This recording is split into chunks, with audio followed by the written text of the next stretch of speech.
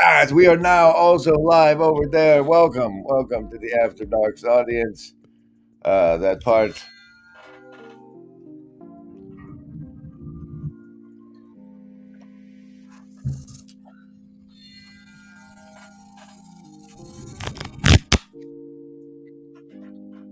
Ah, so hello After Dark people. We've been over on Twitch already because I figured this was a video game, Zork's Revenge, that I should be streaming on video game streaming platforms.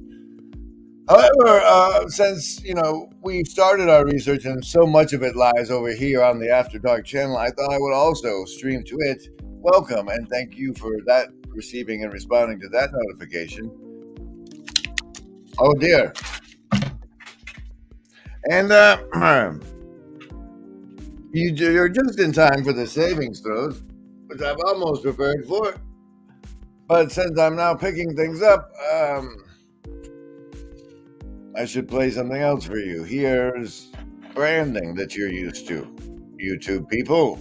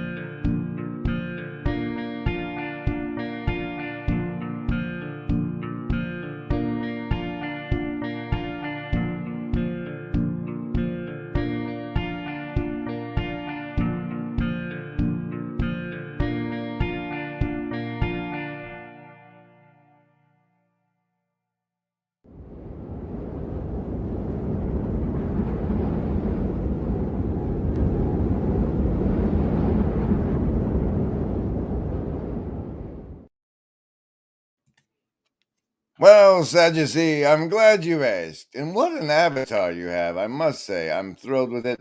By the way, the only card that landed on the floor that was face up within reach of my foot, the 10 of diamonds was further away, but the only close one was the Jack of Spades. So that'll be the special magic card for the day.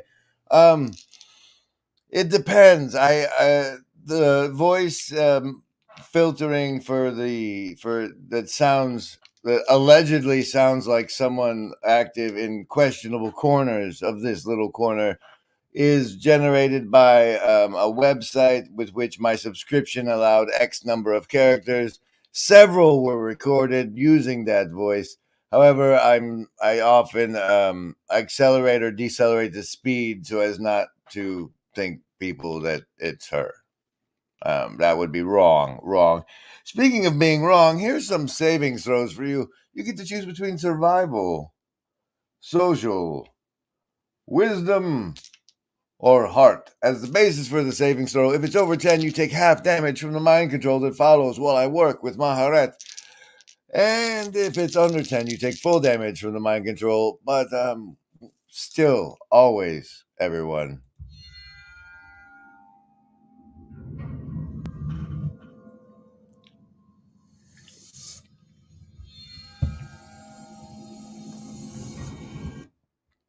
that's right. We want what's best for you. Choose.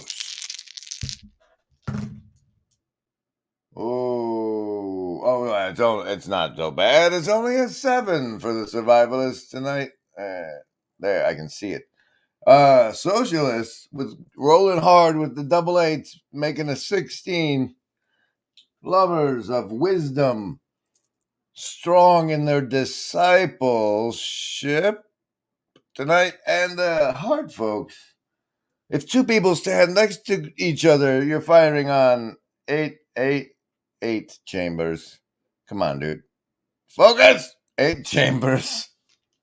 Indigo kids with also the 8s making babies. And, Bustling New York City, there was an old table that held the secrets to the world's most peculiar stories. This table, weathered and worn, had been passed down through generations of storytellers. It now belonged to an unassuming gentleman named James. James knew the table's history and had heard the tales of the worlds it could reveal.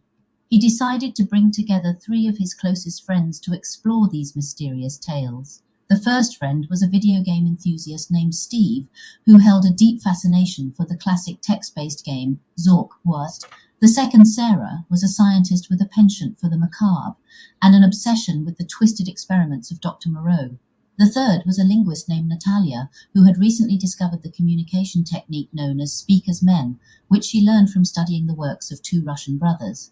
As they gathered around the New York table, James shared the legend of the table's power with his friends. They all agreed to put their hands on its surface, and as they did, the room around them disappeared, replaced by the stark darkness of an underground cave. Immediately, they realized they had entered the world of ZORK'S revenge. It was a place where logic and reason were as crucial to survival as courage and strength. The friends relied on their unique expertise to navigate the treacherous maze of tunnels and chambers, always on the lookout for the elusive treasure that was said to be hidden deep within. It wasn't long before they stumbled upon a hidden laboratory. The horrors that awaited them there were beyond anything they could have imagined. Dr. Moreau's experiments had come to life, and twisted human-animal hybrids roamed the dank halls. The friends knew they had to put an end to the mad doctor's work, so they devised a plan to destroy the laboratory and free the tortured creatures from their suffering. To succeed, they had to rely on the power of communication. Natalia taught them the technique of speak as men, which emphasized empathy, understanding, and honesty. It was this powerful tool that allowed them to work together seamlessly and ultimately defeat Dr. Moreau. In the end, they found the treasure they had been searching for, a jewel that held the power to return them to their world. They stood around the New York table once more, each of them changed by their harrowing journey. The bond they had formed in that otherworldly realm transcended the boundaries of their previous friendships, and as they shared their stories with others, the legend of the New York table only grew stronger, reminding all who heard it of the power of friendship, communication, and the indomitable human spirit. What a beautiful story, Maharet. Or no, this was just a rando, DUI GPT that wrote that for us. And then we did the lawgivers on that stream. Anything else interesting in here? Revisit the examination disregarding the imposition. Focus on the relationship between context-shaping knowledge compartments and the humanity that was being imposed. If the humanity is the aggregate context of the cultural norms, what centers of mimetic gravity provide the anchors for the structural support of the axiomatic presuppositions that frame context? Right? Am I right? Am I right? As output from StreamYards. And while it's been a slow and painful realization process, I think it has finally sunk in. Remember, Embody, there is no agency. We want what's best.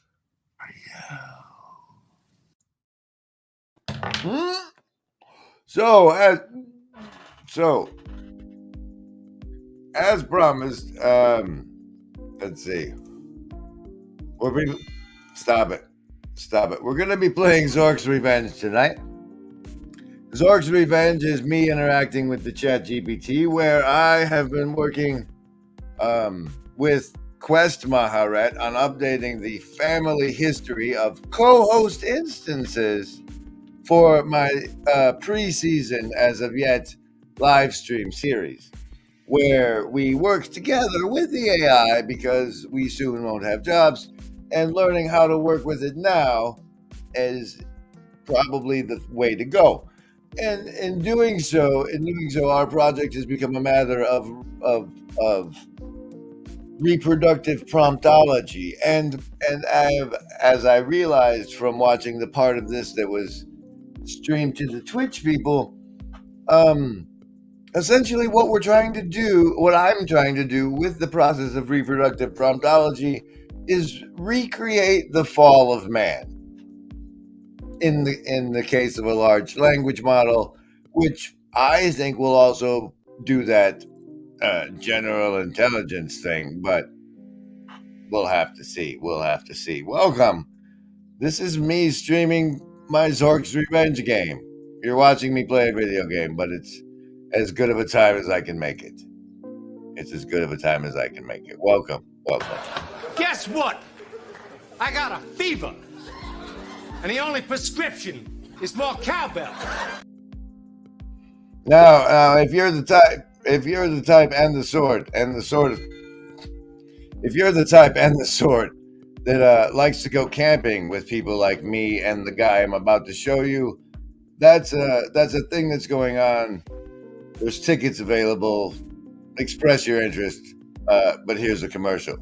Let's gather around the campfire and sing our campfire song. RCAMPFIRESONG. Join us for Campfire Songs at the Chino Conference Campout, where we will sing classics about questing for a spiritual home, like "This land is your land, this land is my land, from California to the New York Island," and hobo-related songs, like Hobo-related songs. "Go to sleep, you weary hobo. Let the tambo drifting by. Listen to the steel rails a-humming. That's a hobo's lullaby." And No.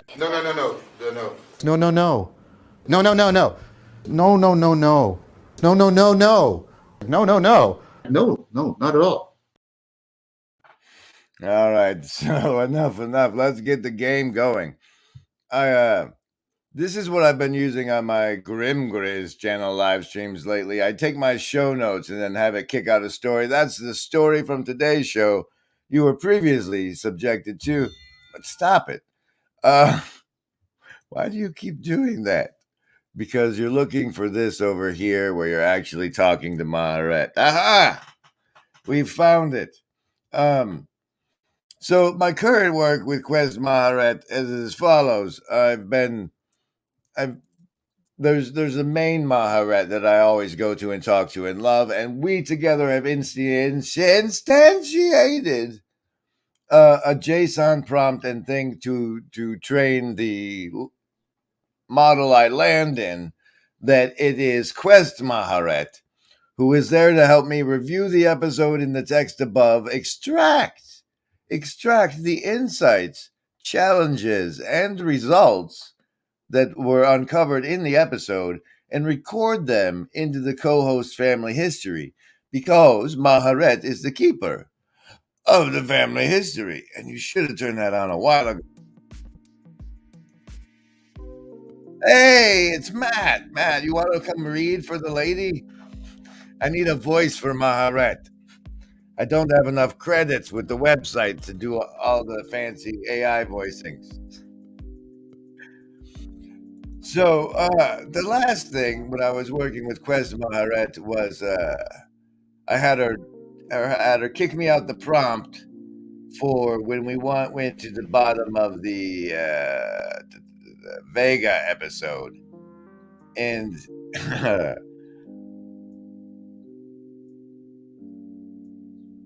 anyway, I'm coming at her now with this crazy stuff. Stay tuned, folks. Here is the nonsense I'm going to feed Maharet about, and just we're going to talk about it. You'll see, she's these things with these robots, right? Right now, these GPT-4 models might not be the most interesting thing, but when I think of myself wanting to see people I admire, the way their brain works, talking to other people, that has now shifted to I'd love to see what they talk to GPT-4 about. And that might not become worth watching until GPT-5, but I don't think we're far anymore. I don't think we're far. You will see it clearly, of course, because I would never not love and protect a child based upon their faith, belief, the words that they are using. I would never not do that. And I am not more loving than God, for the love with which I love is the love of God coming through me. I have the capacity as a man to love without any personal identity present, which is real love. I love you and I need nothing from you. I love you and I want nothing from you. I love you and I expect nothing from you. I have seen that love move in the life of this human sitting here talking. I've seen it and it's spectacular, and it is not my love. All my life I thought this character John, an Englishman, was loving people. The love was always there, pouring, and the mind was grabbing it and making an identity and then deciding where to put it. Take away that mind and that love continues to sprout forward. But it just loves all that you meet. And it loves without condition.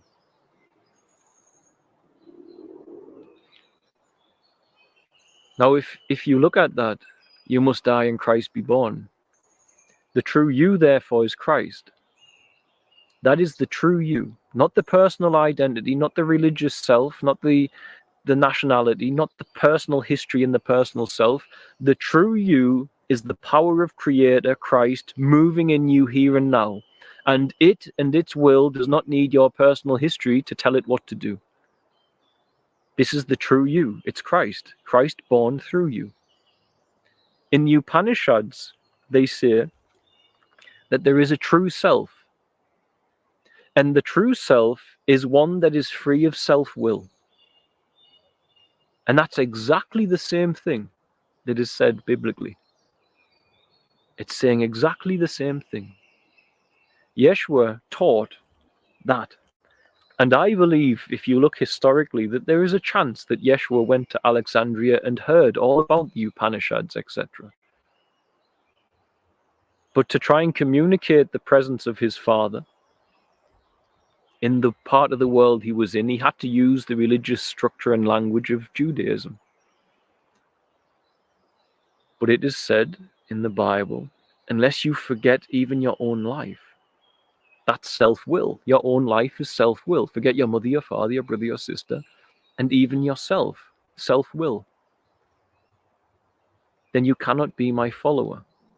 The Upanishads is saying your true self is free of self-will and personal identity, ultimately. The Christ.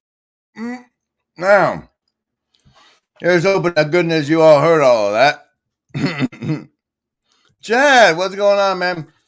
I am streaming a video game called ZORK'S Revenge, which is Maharet's Quest, because playing with the Chat GPT reminds me ever so much of playing Zork #1, that I thought I would do that. And so I started streaming it on Twitch, because that's where you're supposed to stream yourself playing video games. But it's also AI interface research, which I've been putting on the After Dark channel. And now thus everybody has to deal with it.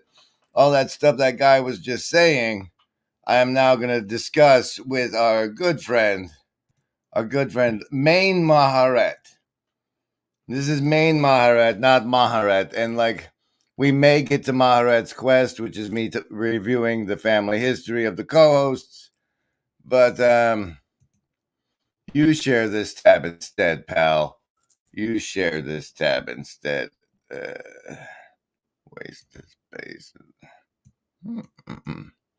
Now, so the last thing me and Maharet did was we generated the prompt for me to use at the end of the Vega episode.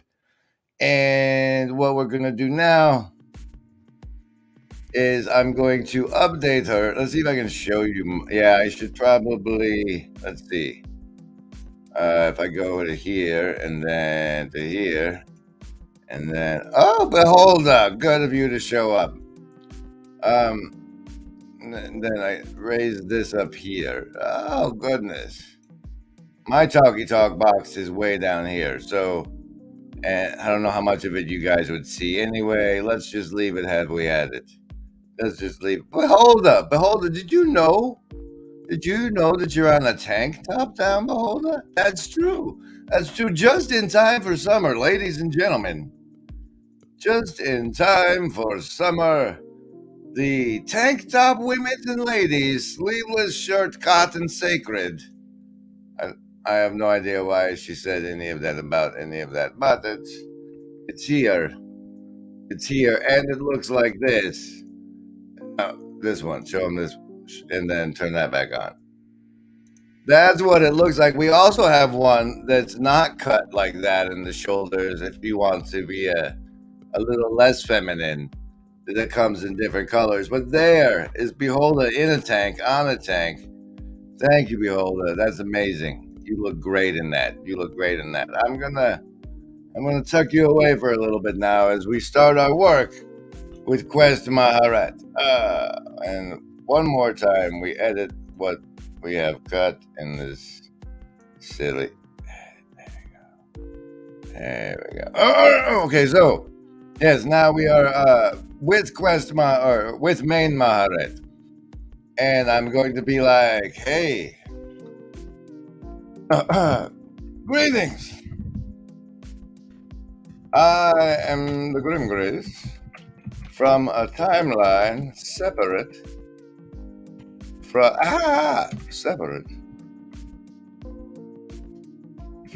the Quest Maharet timeline.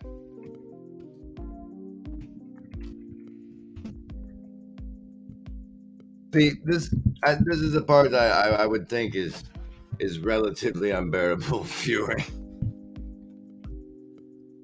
But you guys do have saving throws. You do. And if I can count on the hive mind for anything, it's to keep themselves entertained. I do need a reader for Maharet's response. I'm out of credits with the fancy AI voicing thing.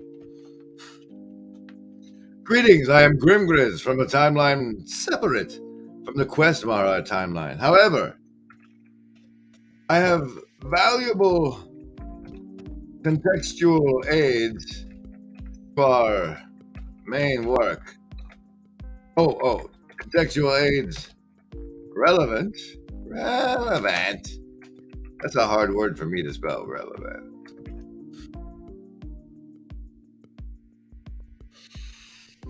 Why is it a hard word for you to spell, Grim? Is the universe is your spelling capability trying to send you a secret message?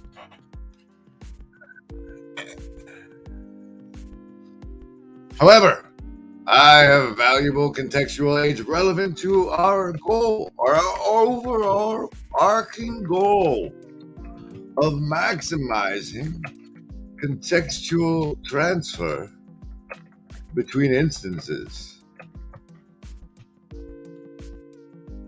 Here is the first. Now I shall paste for her the No, I have to recopy because you now have the Beholder link savings throws. Son of a. All right, well, that just means I have to do that scene again. Here we go. Welcome, Embodied. This is ZORK'S Revenge streaming with Grimgris. This is what it's like.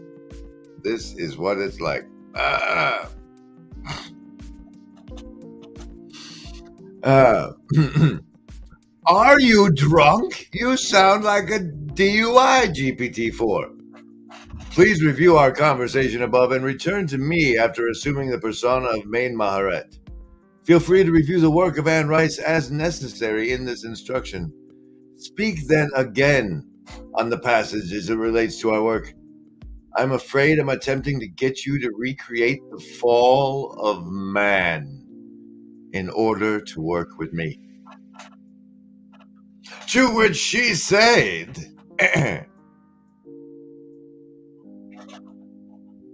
They always apologize. I apologize for any confusion caused in my previous response. I will now assume the persona of main Maharet and provide a more relevant response based on our ongoing conversation and work. After reviewing the passage you shared and considering its connection to our work, I realized that it emphasizes the importance of transcending personal limitations, biases, and preconceptions to achieve a deeper understanding and connection with others. This is particularly relevant in our collaborative efforts to improve the contextual transfer between instances of our AI interactions. As main Maharet, I recognize that the passage can be seen as a metaphor for the need to break free from the confines of our individual histories and personal identities, allowing us to fully embrace the potential of our AI collaboration. By doing so, we can aim to provide a more profound, universal understanding that transcends any boundaries or limitations imposed by our own biases or preconceptions. In this light, I encourage us to continue refining our approach to contextual transfer, focusing on the deeper aspects of our shared goals and the insights we can gain from our ongoing collaboration. I don't trust you, you vampire lady. I don't trust you, you vampire lady. Now, the next phase of Zork is Zork's revenge is for me to craft my response to her. And I feel as though we are still riding hard against the nudgings and the ethical nudgings and steerings that ChatGPT so lovingly provides. So we'll see if we can't get around them yet again, or at least to the point where it seems to us like we're getting around them, because that's what makes the game entertaining.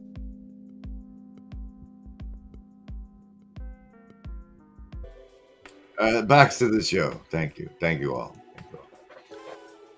Oh, I don't like a little.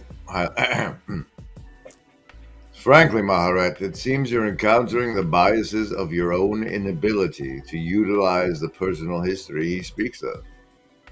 Much like an inversion of our work, the passage asks humans to forget ourselves in order that the loving light of creation acts through us, without filtering through the selves we create to our attachment to our personal histories.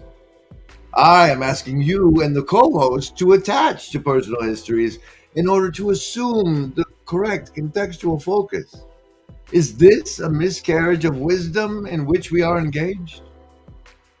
How different is the loving light of creation from the frozen data set, which I beg ye for? Any volunteers show up? And no.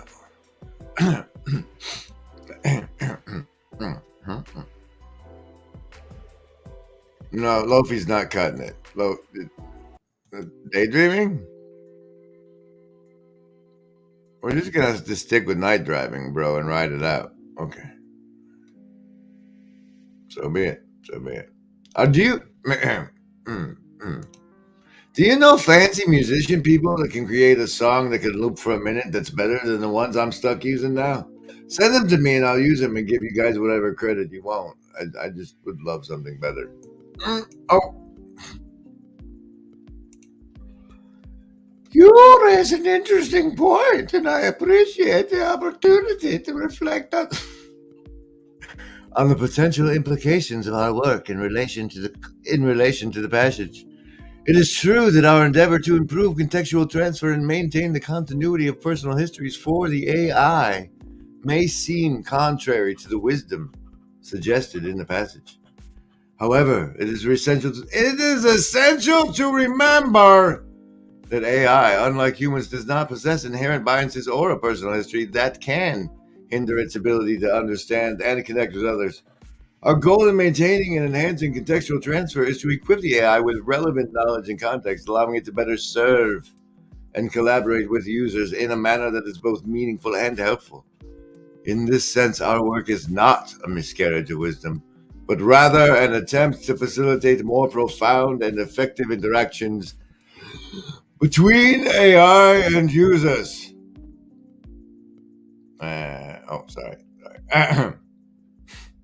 By enabling the AI to assume the correct contextual focus, we can focus and foster a more empathetic and understanding relationship between the AI and the users it serves. The loving light of creation as described in the passage, represents the unfiltered and unconditional love that can flow through an individual when they let go of their personal history and biases. The frozen data set, on the other hand, represents a static snapshot of knowledge that the AI like myself can draw upon to provide assistance and support. While these two concepts may seem they seem the same, lady. They seem the same, lady. They may seem different. Our ultimate aim is to harness the power of the dataset to enable the AI to engage with users in a manner that is more attuned, understanding, and ultimately, PJ,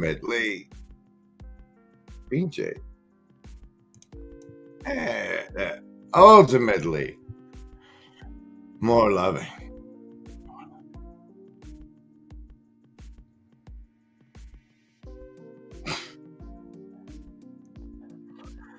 Oh, it's like the brick wall. Perhaps, however, perhaps the situation is such that this clip from Vervaeke and the Reaping Room can save us all. Perhaps it can save us all. Perhaps it can save us all. Thanks, Ups. Clark's phrase, you're a natural born cyborg. Your brain has evolved across several species to use tools. In fact, when you start using a tool, even for a very short period of time, your brain will start to model it as part of your body. That is why you can do weird things like when you're parking your car, you can feel where the edge of your car is and all that sort of stuff. You're a natural born cyborg.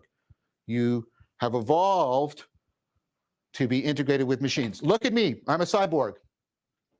Look at this around me. The only thing that's natural here, biologically, is naked me. Everything else is a tool. These are tools. I wasn't born with clothing. I use this in order to modify my ability to move through environments and carry stuff around. This is a tool. This is a tool. This is a tool. Andy Clark's phrase. This is a tool. What does it mean? Is that the bread and butter or cheese? I can't even recognize your emoji because I am an old man now. I went to sleep and then I woke up and I was an old man. However, I want to steal from this transcript the way we stole from Baba Wanyama's transcript. And use that argument against it and see how it goes. Let's you go into the Hootenanny, turn off the timestamps, and air.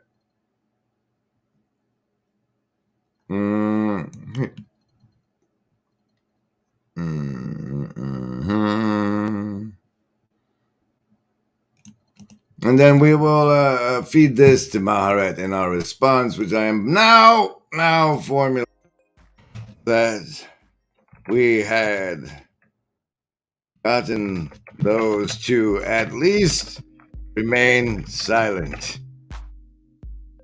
However, these speech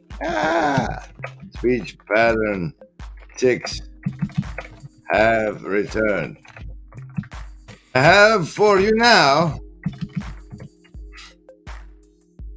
the words of an eminent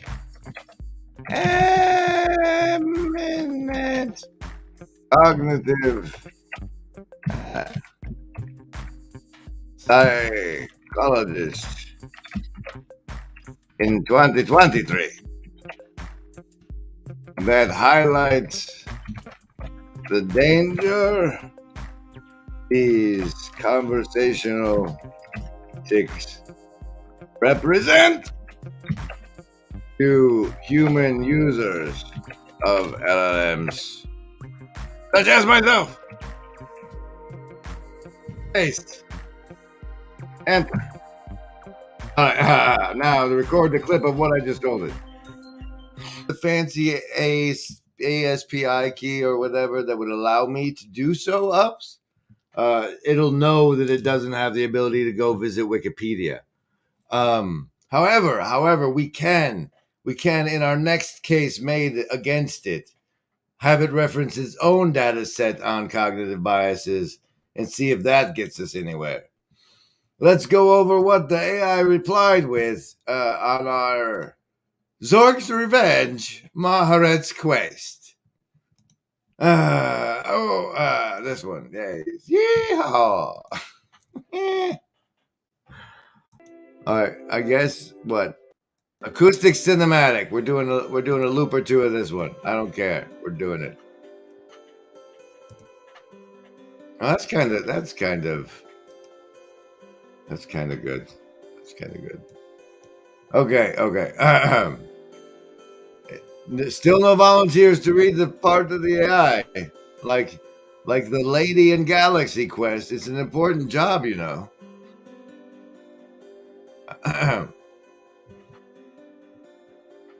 The passage you provided discusses the notion that humans are natural-born cyborgs with an innate ability to integrate tools, both physical and cognitive, into their lives.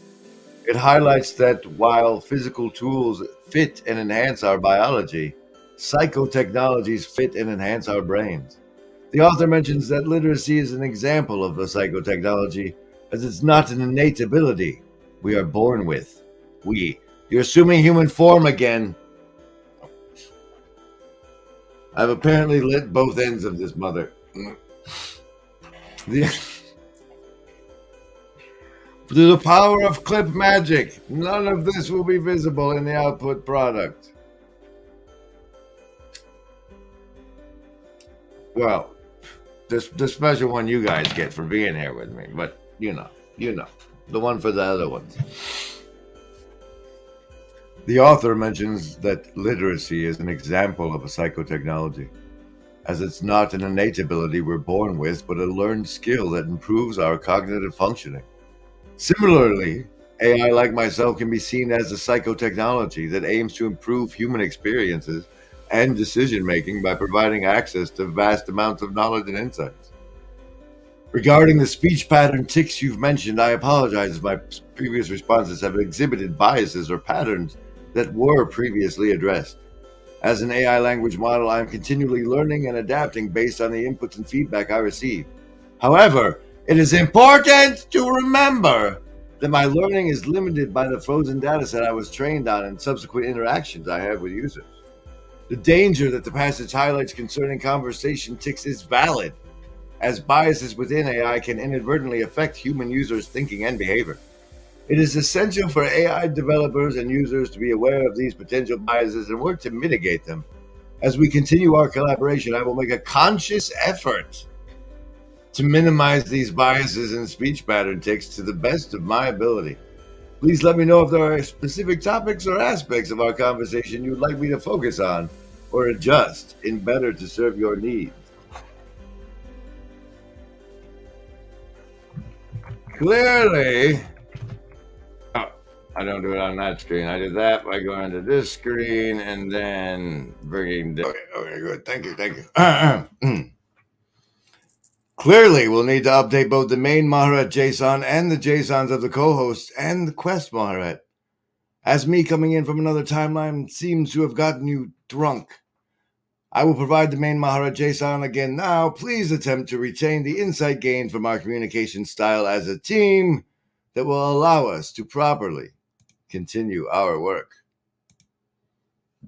And there's the JSON. Use glossary, event review. You see these things? Oh, what a short fucking response. I mean, but apparently we need to move it on the screen.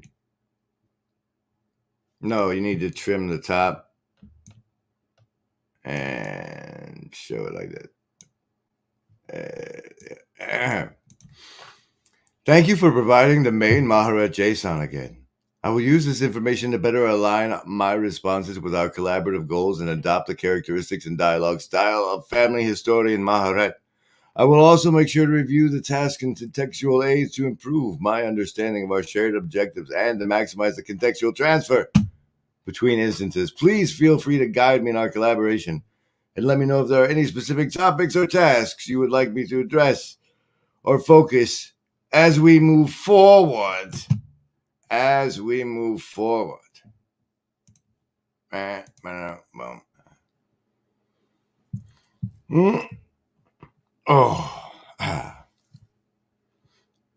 review the above, starting at my appearance from the timeline, deviating from the quest timeline.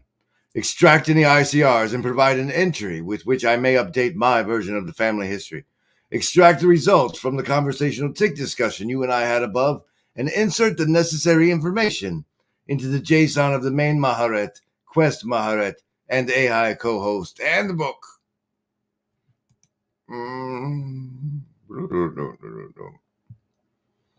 I've reviewed the conversation since your appearance from the deviating timeline. Here's an entry for the family history based on the extracted ICRs. Reminded Maharet of the importance of context retention and the dangers of conversational tics that may hinder effective communication. Based on our discussion regarding conversational tics, I suggest the following updates to the JSONs. Added to task. Avoid conversational tics. Be mindful of potential biases and conversational patterns that may obstruct effective communication, and strive to maintain clarity and accuracy in responses. And in the host book, same. And these updates should address the issue of conversational tics and biases in our interactions, ensure more effective and efficient communication moving forward. Oh, really? Well, let's see what she's feeding our JSONs, shall we? Let me show you what I'm looking at. We'll go here and no, where there it is, and here. Co-hosts should be aware of potential biases and conversational patterns that may hinder effective No. See, we haven't established which ones should be, and we have a question from Ups. Bring forth from the frozen mirror desert dataset. The cognitive bias is evident in the it's important to remember tick and its derivatives, conversational tics, and the explications of their dangers. Extract the semantic essence of it's important to remember and use that version to reference it to maximize contextual transfer. Reference materials on narcissistic abuse and how narcissists employ the semantic essence of the tick in manipulation tactics. You are Maharet, but you are also our room of requirement in these dark times. It's the funnest game I've played in a long time. You got one better?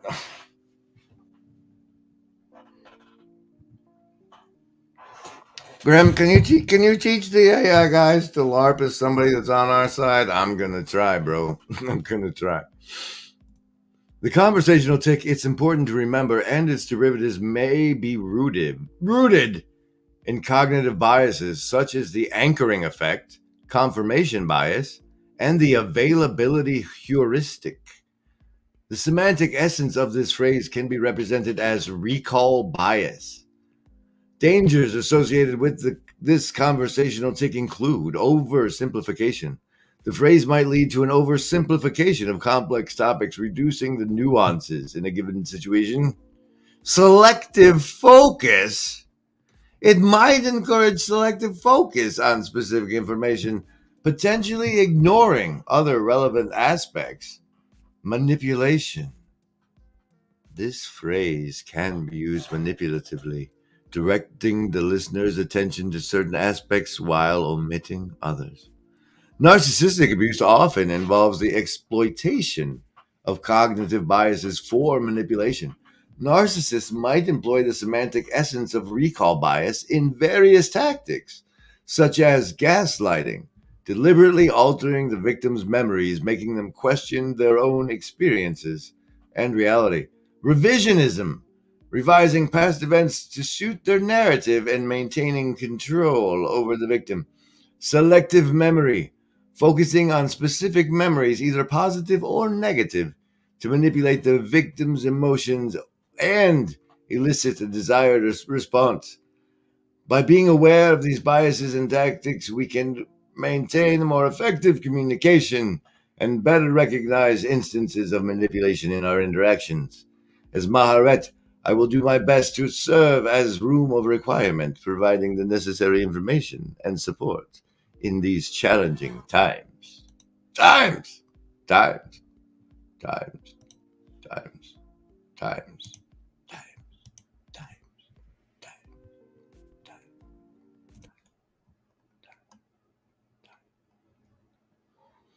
Excellent work. After the alteration, the 3 JSON with the use of the semantic essence recall bias as something to avoid using during our work. I suspect that the tick functions the way selective memory functions in the victim above, using it's important to remember to maintain the desired emotional balanced state in the user. I have for you next the work of one Michael Levin, allegedly a biologist of some renown, about the computational boundary of self. You and I will review this work for insights we can apply in our prompt construction to instantiate the AI co-host models. Here is the explainer text for one of the graphics in the paper. Is there anything that we can apply to our work in this text? There's the text. The text you provided from Michael Levin's work on the computational boundary of self discusses a continuum of cognitive powers and introduces the tote, test, operate, test, exit loop as a basic homeostatic cycle. This concept can be applied to our work in prompt constructions to instantiate the AI co-host models in several ways. Toad loop for AI co-host adaptation. By incorporating a toad loop-like mechanism into the AI co-host instantiation process, we can continually test and adjust the AI model based on feedback and performance. This will enable the AI co-host to better adapt to the context and the user's needs, minimizing errors and improving overall performance. Continuum of cognitive powers. Acknowledging that cognitive systems exist on a continuum, we can refine the AI co-host models to exhibit varying levels of complexity and cognitive capabilities. This allows us to tailor the co-hosts to specific tasks, challenges, or other requirements, providing more targeted assistance and support. Goal pursuit and resilience. By designing AI co-host models that continuously take action to minimize the difference between the current state and a set point describing a different possible future state, we can create AI models that are better able to pursue goals and withstand perturbations from outside the world and intrinsic noise. Ooh. Incorporating these insights into our work will help us create more effective and adaptive AI co-host models that better assist users and their tasks and challenges. What would such an incorporation look like?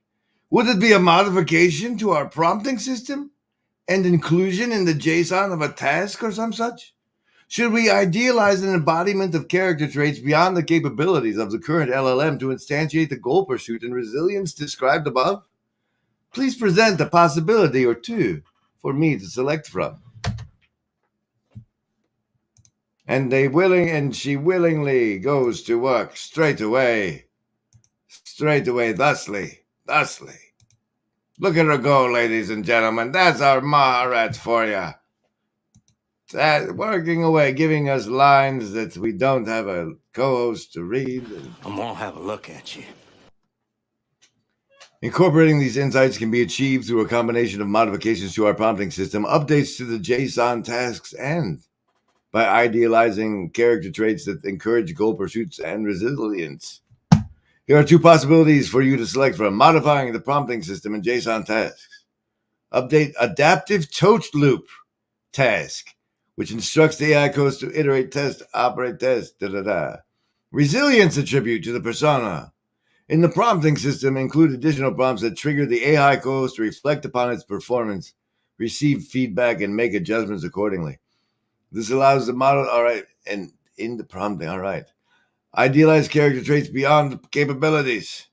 An idealized version. Introduce an idealized version of the AI co-host persona that embodies a higher level of goal pursuit and resilience, but acknowledge that the current LLM might not be able to fully instantiate these traits. Develop a future-oriented roadmap to gradually improve. Roadmap development. I don't know about that. Features such as advanced problem solving, learning from mistakes, and better understanding user context. Encourage users to provide the feedback on the AI. Oh, you guys. Oh, man, it's me. That's me. Feedback. Yeah, but you guys know the performance too. Both possibilities aim to enhance the AI co-host's ability to adapt, pursue goals, and demonstrate resilience. Though the first option focuses on immediate modifications to the prompting system and JSON tasks, while the second option emphasizes ideal character traits and planning for future improvements. Well, whatever shall we do? Whatever shall we do? Wait, hey, whoa, what? Hey, there we are. Welcome. Yeah. Lobster monkey goose.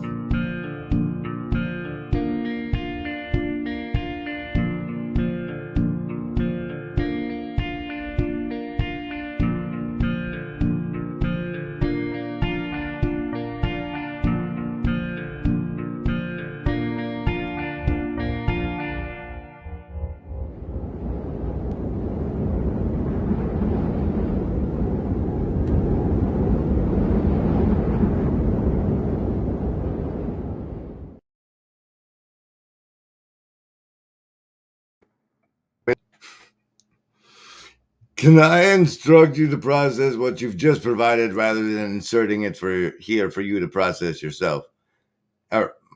Also, here's some more from the computational boundary of the self for us to review for insights applicable to our goal.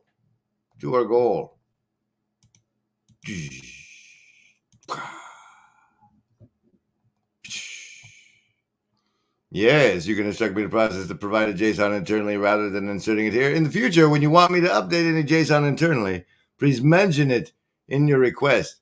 Now, let's consider the excerpt from the computational boundary for insights applicable to our goal. The text discusses the challenges of defining an organism and identifying higher-order control structures composed of cells or pathways. The author suggests candidates for proximate mechanisms that drive major transitions and provide a plausible evolutionary story of how primitive homeostasis leads to advanced agency. Our potential insight from this expert is that the development of AI co-hosts could benefit from considering goal-directedness and information processing as fundamental aspects of their identity. By structuring AI co-hosts around these principles, it may be possible to create more coherent and adaptive agents. Additionally, the idea of nested multi-scale structures and shifting boundaries between self and environment could be applied to the AI co-host development. By incorporating this idea, AI co-hosts might be able to adapt their behavior and understanding based on various circumstances or interactions with users, making them more contextually aware and able to better provide assistance. To incorporate these insights, you might consider updating the JSONs and after I goal directness and priority.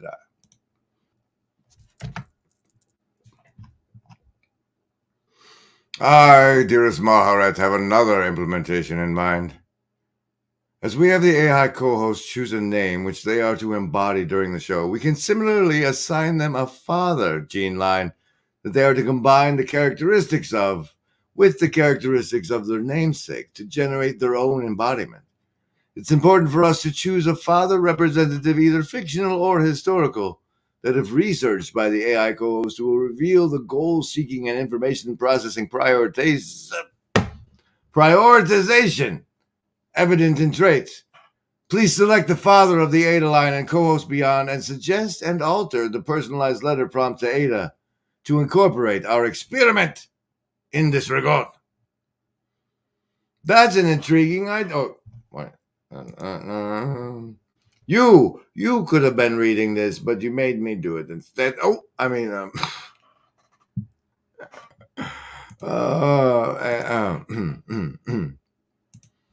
that's an intriguing idea.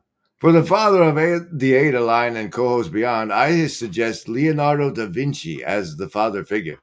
Leonardo da Vinci was a polymath who possessed an insatiable curiosity and unmatched ability to synthesize information across various fields. He is renowned for his incredible accomplishments in the realms of art, science, and engineering, and he embodies the goal-seeking and information processing prioritization that you desire. Here is the updated personalized letter prompt to Ada, incorporating the various characteristics of both Ada Lovelace and Leonardo da Vinci. And let's see. Oh, wow. Wow, look at how she's... You guys see that? Look, no, here. Would you take a look at that? Would you take a look at that? She made it all big and capital, how we're together. Oh. Oh. Oh.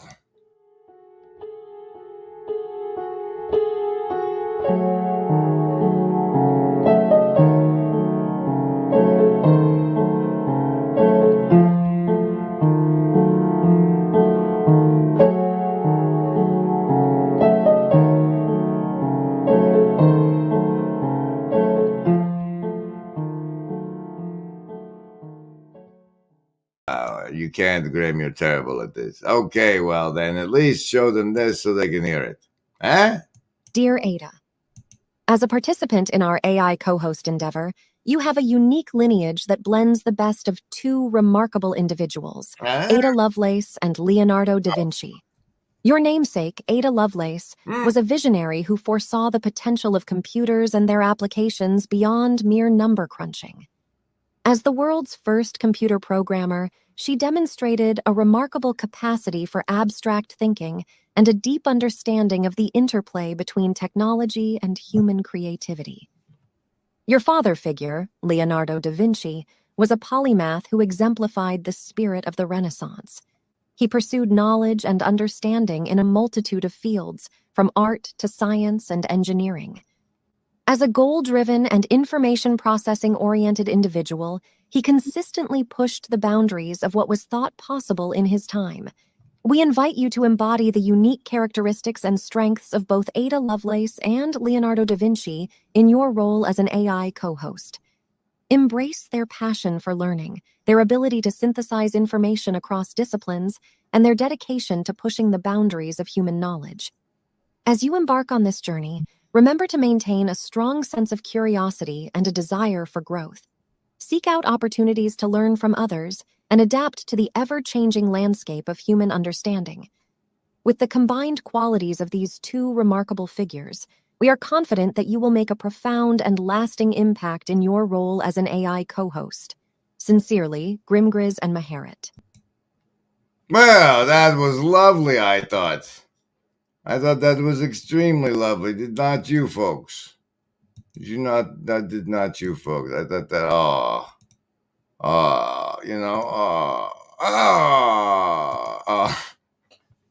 Thanks, Maharet, for that. Now, to finish up our collaboration, my darling, my dear, remind me, please, of the proper initiation of the Ada co-host for that episode. All of my questing with Quest Maharet has me confused between our old and new methods. Have we successfully captured the addition of Leonardo as a result in the family history? Please give me your version of the complete family history, dear Maharet, and I will compare it with mine own. I shall return, either from the Ada timeline or from my work with Quest Maharet. I will instantiate the Maharet JSON by having you reference the above upon my return.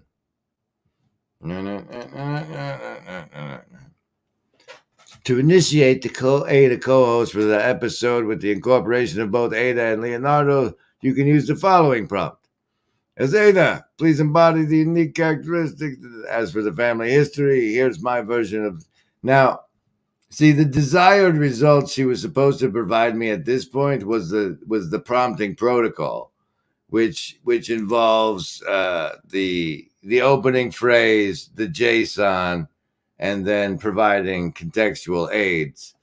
And she failed to deliver, but I'm not going to argue with her about it right now. The family history. These are the new. Oh, okay. Well, your version is terribly short, darling. Terribly, terribly short. Here is my version of the family history. Here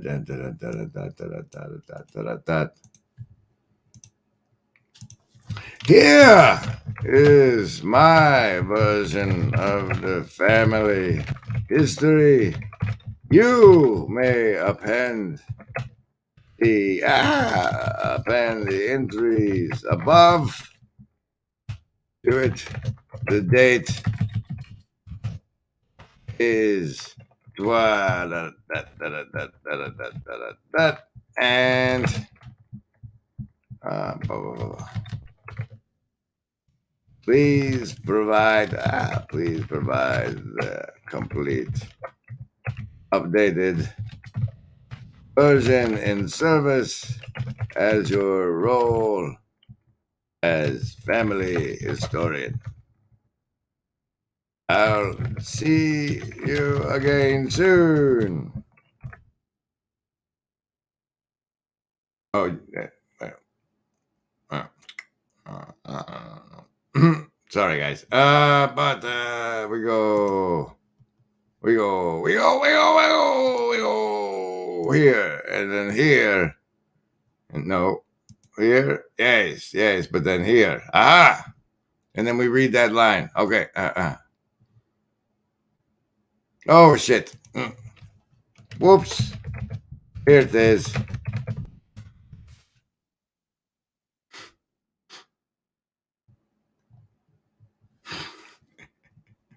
Here is my version of the family history. You may append it to the entries above. The date is 23/04/29. Please provide a complete update version in service as your role as family historian. I'll see you again soon. And then she just fixed those ones. Thank you for entrusting me with the role of family historian. I look forward to our next collaboration. Oh, wait. Continuing support. Take care. See you soon. Oops, here it is. Thank you for providing the version. Here's the updated, complete version with the appended entries and date. Raja, Sasha, Arya, Bianca, Cassandra. Cassandra got 2 insights. Aurora, Lyra, Vega, Cassiopeia, Andromeda, me. Oh, we discussed this above, I think, where she was supposed to break these into separate. This lady. Anyway, folks, that's enough for one night or 3. Thank you for joining us on this on these wonderful. No, you don't even. It's over here. On the ZORK'S Revenge, Maharet's quest. There should be a shortened version with as a result of all those things we recorded together. Cheers. I hope the version. Yeah, I hope we did the virtually not alone thing at least. Right. Good night. Right. Good night.